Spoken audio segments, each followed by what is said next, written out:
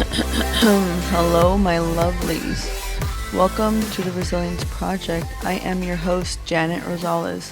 Thank you for joining me on my journey to dismantle the stigma behind mental health. I hope to foster a safe space for others to join me in sharing their stories and create a community where we can lift each other up in the hardships that are included in life. Welcome back. On this episode, I will be sharing a story about pain, strength, and hope that can remind us all that even in the darkest times, we keep moving forward together. Sometimes life throws us moments that shake us all the way down to our core, moments that stick with you long after they happen. Recently, something as simple as a driver safety course unexpectedly brought back some of those powerful memories for me. Memories tied to a car accident during one of the hardest times in my life, not just for me, but for my entire family. I've shared parts of the story before, like my mom leaving, but what I haven't really talked about is how deeply it affected us all beyond the surface. Immigration is already a nightmare. ICE makes it so much worse, and at that moment, for us, it felt like nothing more than pure shitty luck stacked against us. I remember that day with crystal clarity. The night my mom left felt less like a choice and more like an ultimatum. It was basically, get out before we kick you out, because she was rejected for her residency. We used to live in my grandpa's trailer, cramped but somehow still home. And I can still see all of us standing outside, frozen and heartbroken, watching as my dad drove away with my mom. And just to clarify, when I say dad without the bio in the front, I'm talking about my stepdad. But that day, standing under the hot sky in the driveway, everything changed. We all stared and cried while they drove away, holding on to each other and trying to soak in the last hug my mom had given us. And it was almost like it was so bittersweet, you know. At the time, I felt like we were all crying about it, but not as much as you might have expected. There was this strange mix of sorrow and hope, a feeling that we were grieving but also holding on to something fragile, a belief that she was going to come back. We all hoped for the best, clinging to that hope like a lifeline. But then tragedy struck during her court hearing in Mexico. She told us she wasn't coming back home, and from that moment, we didn't know if or when she ever would. It could have been months, even years before the government allowed her back, and we were left waiting on a decision that felt completely out of our hands. That uncertainty stretched on like an endless shadow over our lives, a constant reminder of the unfairness of it all and all the fragile hold that we had on hope. I just remember crying, but it wasn't the kind of crying where the tears actually fall. It was one of those deep, silent cries where your chest feels heavy with every emotion you've been holding inside. Grief, heartbreak, hopelessness, all crashing in at once. It's like your body is overwhelmed, but no tears come out because they've all been used up already, or maybe because the pain is so raw that it just lodges itself deep into your soul. That kind of crying isn't about loud sobs or shaking shoulders. It's a quiet, suffocating sadness that feels like a slow, inevitable weight pressing down, like impending doom wrapping itself around you, making it hard to breathe or even think. It's the kind of sorrow that stays with you long after the moment passes, full of all the feelings attached to loss and longing, lingering in a shadow you can't easily shake off. That type of sadness. And I remember it very clearly because she was just rejected, plain and simple. Like there was no second chance or loophole. She had to serve her penalty in Mexico. It was brutal to watch and even harder to live through. I mean, coming into my senior year without my mom was like stepping into this huge void I wasn't prepared for. She missed all the big moments you dream about as a kid. The prom night where everyone's supposed to be there taking pictures and having fun. The graduation ceremony that marks the end of one chapter and the beginning of another. She missed getting those college acceptance letters, the ones that made all the hard work feel worth it. And maybe the hardest part of all, she missed me walking across the stage to get my diploma. A moment I'll never forget, but also one that felt incomplete without her there to share it with me. Those are milestones everyone talks about, but living them without the person you want the most beside you, that's a pain that runs deep. I know I've talked about this before, especially when I graduated. It's one of those memories that sticks with you. Not just the ceremony or the celebration, but the feelings wrapped up in it. Everyone I cared about was there that day. Friends, family, people who had been part of my journey showed up to support me. But she wasn't there. My mom wasn't there. and that absence was loud in its silence. I've described it before as one of those scenes you see in movies, where everything is going perfectly for the main character. Like the sun is shining and the crowd is cheering, and you think this is it, everything is falling into place. Then, right when you least expect it, the story hits you with the heavy gut punch of bad news. That's exactly how it felt. All that happiness wrapped up with this sudden, deep moment of loss and heartbreak smashed me right in the chest. It was confusing and painful all at once, like trying to hold on to a dream while knowing part of it was missing. And I remember the mix of emotions. There was joy for sure, especially because so many of the people I loved were there to celebrate my high school graduation with me. That happiness felt real and important amidst everything else that was going on. I was proud to be reaching that milestone, and I tried so hard to soak in that moment, to hold on to that feeling of accomplishment and love. At the same time, beneath that joy, there was a quiet ache and a longing for the pieces that were missing, like my mom not being there, and that contrast made the experience feel complex and layered. It was bittersweet kind of happiness, where celebration and sadness existed side by side. And I remember even Alex came back from the military just to be there for my graduation. That meant a lot to me. He made time and space in his life to support me. I was honestly so grateful. And right after I graduated, he was one of the first people I hugged. It was one of those moments where you're thinking, holy shit, this just happened. But we didn't really celebrate the way you might think. And that's because I went to sober grad. And for those of you who don't know, it's basically this very small thing where they encourage graduates not to drink, to stay sober. They had this little celebration thing, and it was nothing fancy, just held in our middle school gym. I went with some friends, mostly because there were prizes to win, and honestly, I thought, why not? It doesn't hurt to spend one last night with my friends like this. It was this chance to have a little fun, to laugh, and just be a teenager for a minute, even though a lot was weighing on my mind. I remember how weird it felt being dropped off. Alex took the time to both drop me off and pick me up later, which meant a lot considering everything else going on at the time. That kind of care made the whole night feel a little less heavy. But after the celebration, when Alex was driving me home, I just started crying. The relief and joy of receiving my diploma hit me hard, but so did the sharp reminder that my mom wasn't there to share it with me. It was one step that we were looking forward to for so long, one step where we had proved everyone and ourselves wrong, that we were not just another statistic. It was one of those moments where everything comes rushing in and you realize just how much you've been carrying quietly on your own. People don't always get it when you say things like that, how sometimes you're thinking far beyond your years without even realizing it. Trauma changes your brain, changes the way you handle emotions and responsibilities, and I was definitely adulting long before I was supposed to.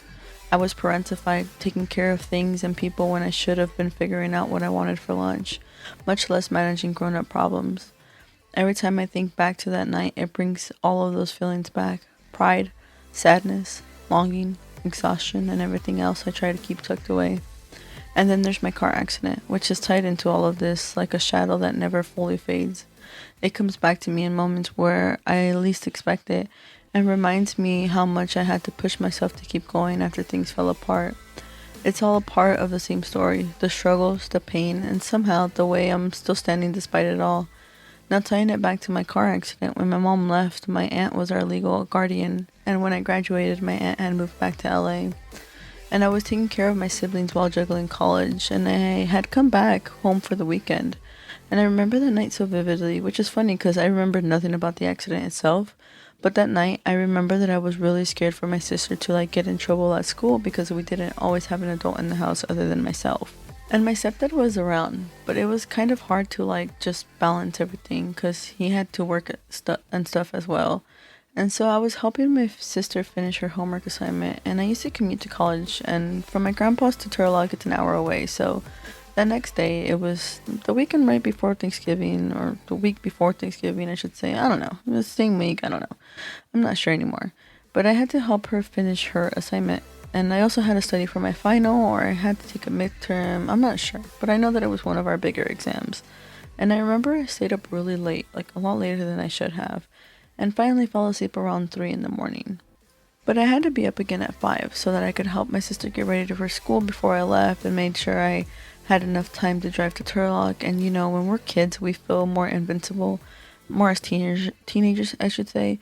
We think we can do whatever we want. There's no repercussions to it, and that's exactly how I felt about this. And so when I was thinking about it, I just think about how crazy it was that I left that morning with the intention of going and taking my test. And I remember because to this day, always have a coffee in my hand. If I'm going somewhere like work or school, like I always have a coffee cup.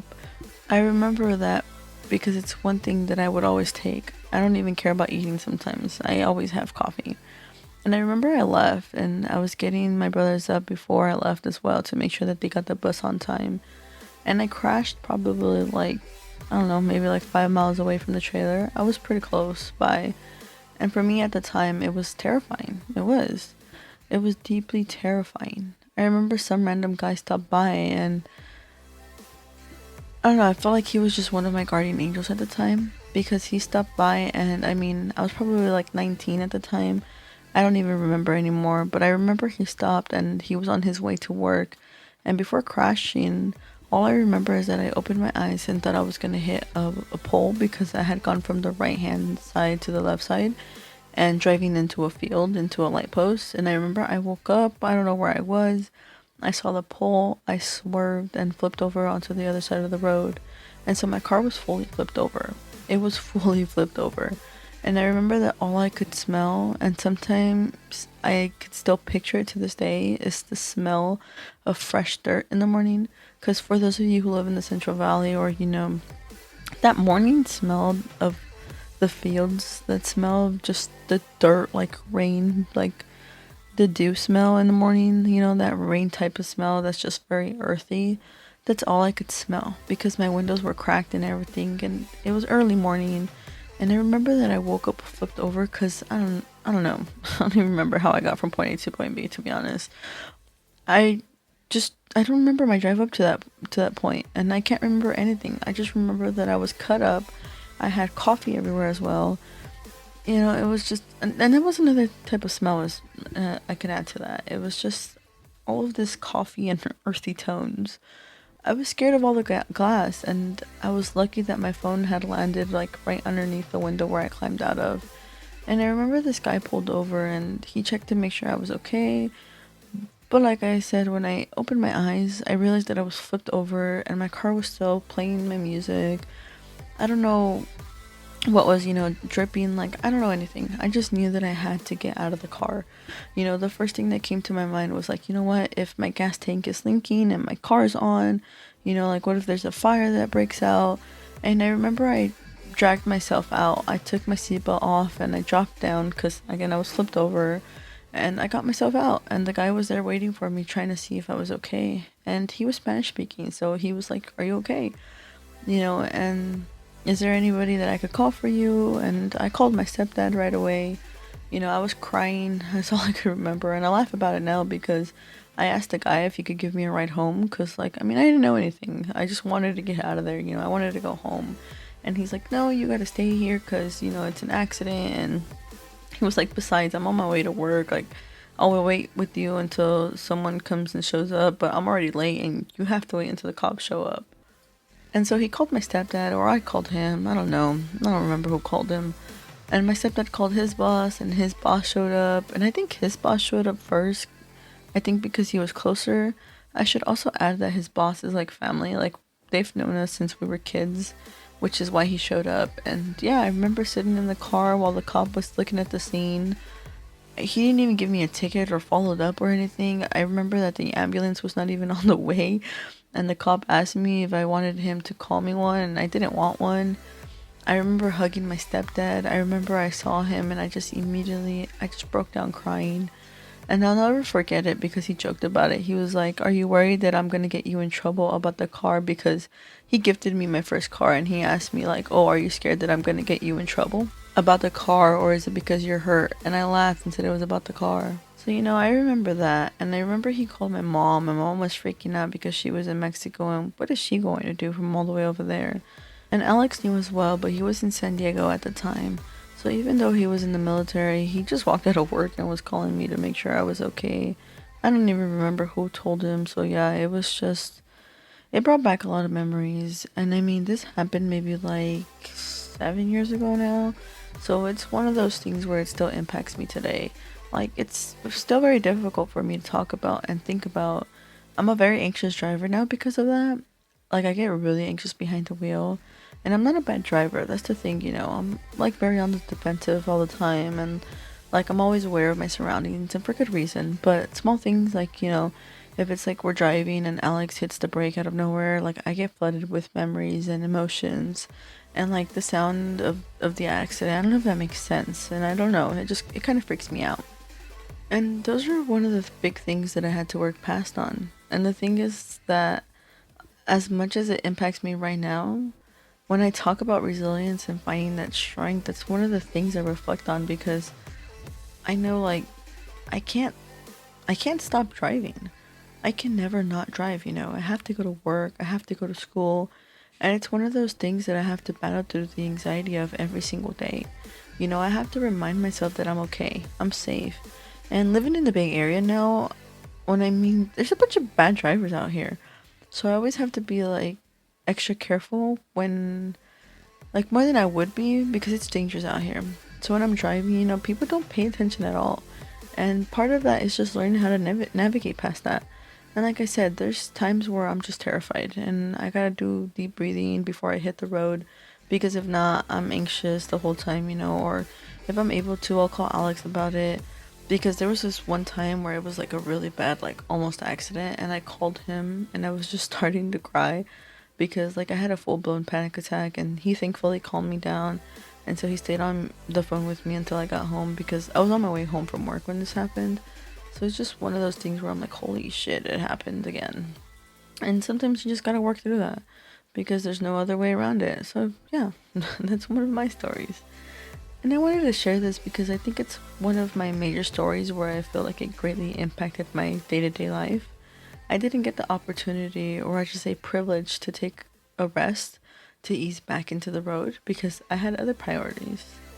The truth about dealing with that kind of anxiety, especially after trauma, is that there's no magic fix.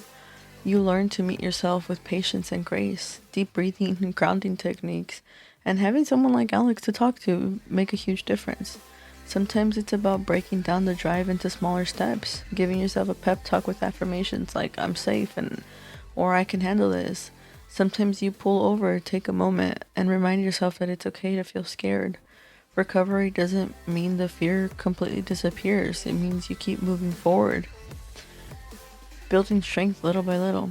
And I was scared, like terribly scared when I got back on the road. When we moved out here, that was the longest road that I had driven since my accident.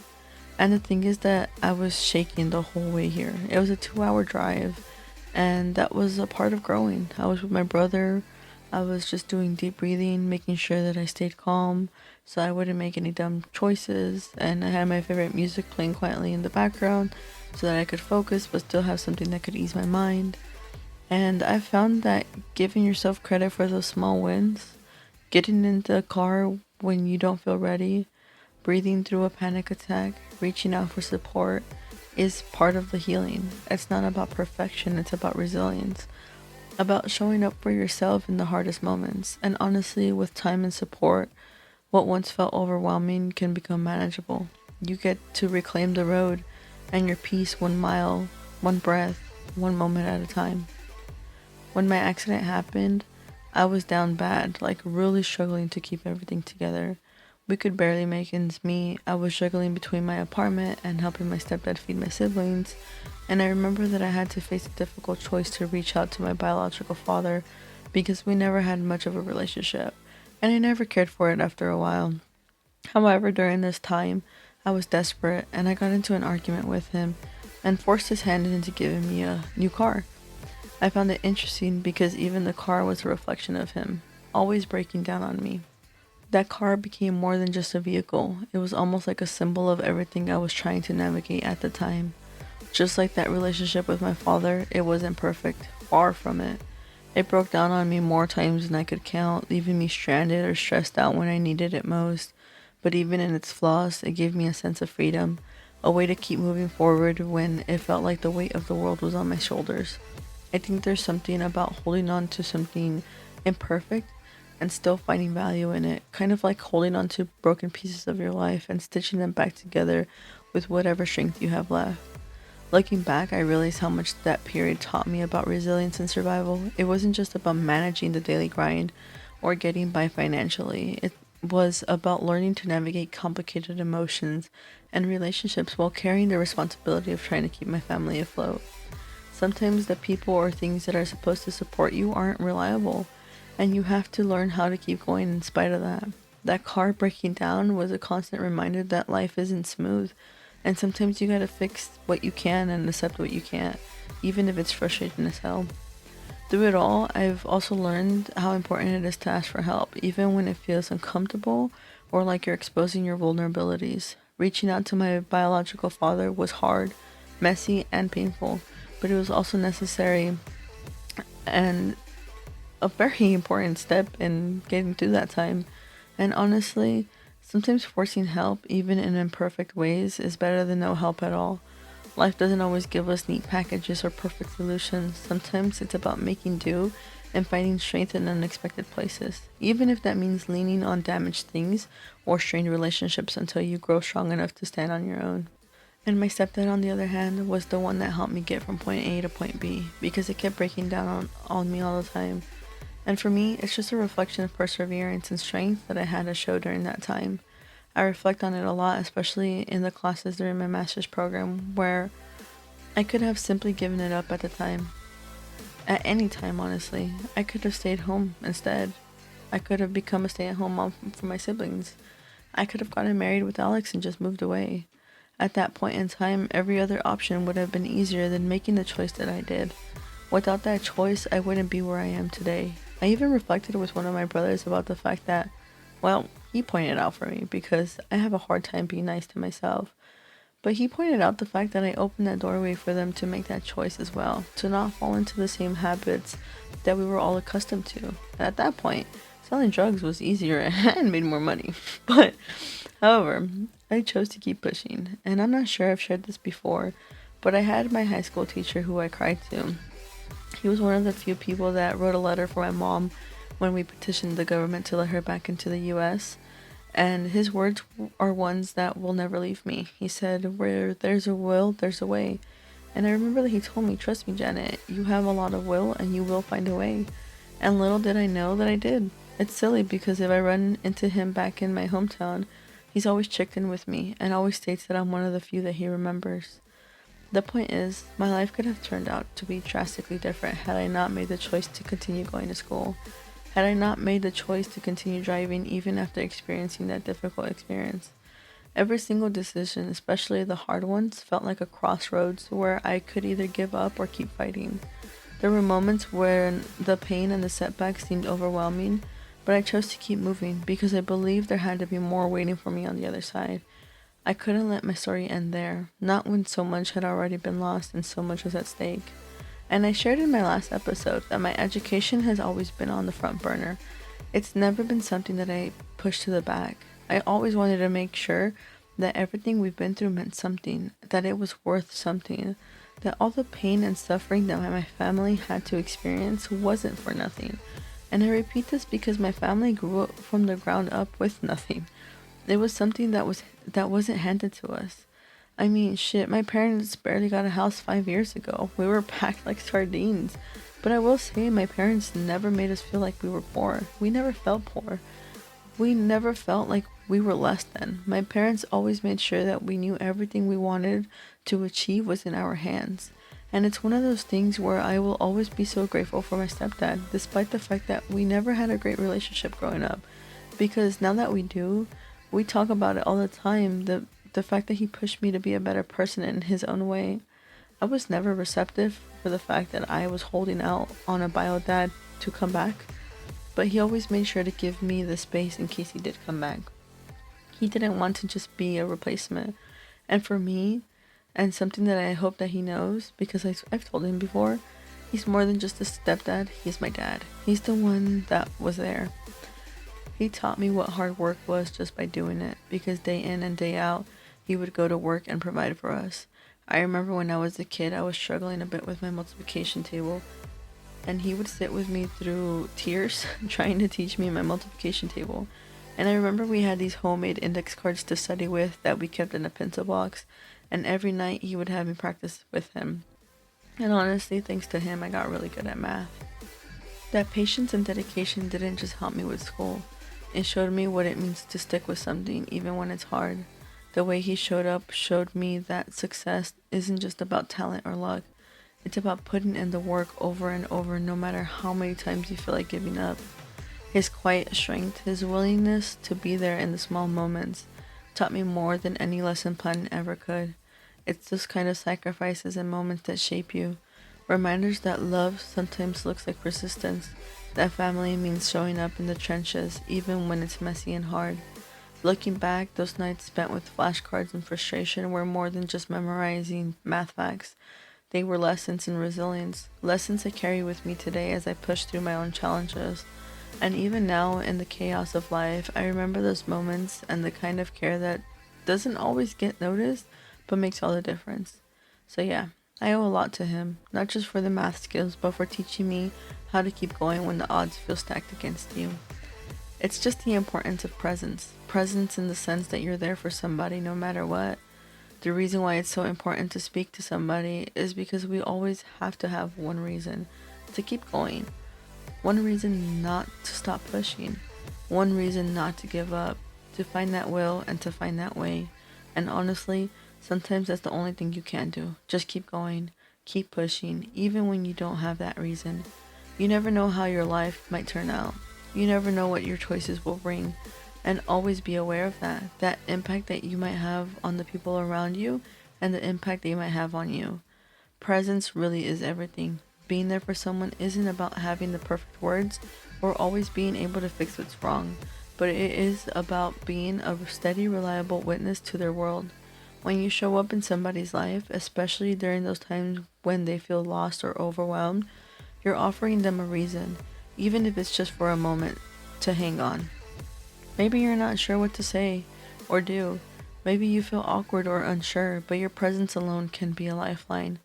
Sometimes when life gets hard and all those reasons to keep trying fade into the background, the act of reaching out or speaking up can become that one reason, that thread that keeps a person moving forward, even if the person doesn't respond, even if their pain seems too deep for words. The simple fact that someone is willing to stay, to sit with them in their struggle, can mean more than any advice or pep talk ever could. And let's be honest, there will be moments when it seems impossible to find the will to keep going. You might be searching for something, anything, to fuel your hope or keep you anchored. It can feel like you're stuck in a fog, just putting one foot in front of the other and praying for the light to break through. This is when presence really counts, not just your own, but the presence of others, however subtle or quiet. There's a kind of magic in choosing to keep going, even when you're not sure why. There's strength in pushing forward for no other reason than to see what comes next, to allow for a future that feels uncertain or even impossible. That willingness to persist, to not give up even on the days when everything feels pointless, opens the doors to possibilities you can't see yet, moments of connection, unexpected kindness, and new meaning. The truth is, none of us can predict how our choices or struggles will unfold. Sometimes something small, a single conversation, a shared glance, the realization that someone remembered your name can change everything. Just as your presence affects those around you, their presence shapes you in ways you may not even realize. Every moment you sit with someone, every time you decide to stay, you're weaving threads together, threads of resilience, hope, and mutual impact. So don't underestimate the power you hold just by being present. Stay curious about the ways you're influencing the people in your life, and let yourself be impacted in return. You may think nobody notices, but sometimes just your willingness to exist alongside someone, to keep showing up, is what helps them find their own reason to continue, and that matters so much more than you think. So until next time, remember that resilience isn't about being perfect or never struggling. It's about showing up for yourself and others even when the world feels heavy and push comes to shove. It's about those small moments, getting in the car when you're scared, breathing through a panic attack, reaching out when you feel alone, that build the strength to keep moving forward. Life throws us challenges that shake us to our core, but with patience, presence, and the courage to keep going, we find our way, one breath, one step, one moment at a time. As always, resources and references will be linked in the description of my audio and videos, so please feel free to click on whatever you may need or share with the loved one that may need it. Thank you, and see you next time, my lovelies.